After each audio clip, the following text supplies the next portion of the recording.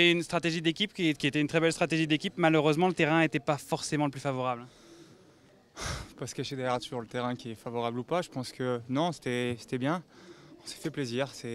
On a imposé notre tempo. Voilà, on a essayé de faire vraiment notre course et ça a payé parce que voilà, je remonte sur le podium ce soir. Donc si on voit les choses, je me rapproche voilà, de la première place, même si voilà, après Team Sky et Geraint Thomas sont quand même très forts et Geraint Thomas a tellement d'avance maintenant qu'il n'a plus qu'à gérer et forcément voilà, c'est lui qui est le plus frais dans le final. Mais c'est une belle journée, je pense que je tire mon chapeau vraiment à tous mes coéquipiers qui en donné 100%. Dauphiné, c'est une course de rodage aussi et on prend nos repères pour le mois de juillet. Ça veut dire que la forme est bonne en tout cas. La forme va de mieux en mieux au fil des jours, donc ça c'est vraiment bien.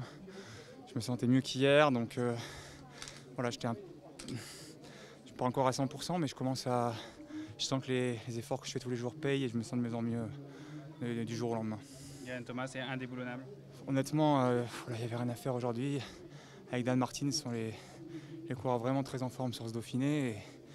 Et on voit qu'on est plusieurs à se marquer. Et notamment après, quand on tombe sur des pentes un peu plus faibles, Geraint Thomas, l'ancien pistard, me fait très mal aux jambes.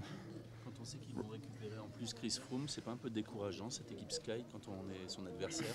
Décourageant, non. C'est dans la difficulté qu'on se révèle. Et voilà, même si c'est pas toujours fructueux, il faut toujours essayer. Demain, ça se termine au sommet du BT, là où tu t'étais imposé sur le tour. À quoi est-ce qu'on peut s'attendre dans cette étape?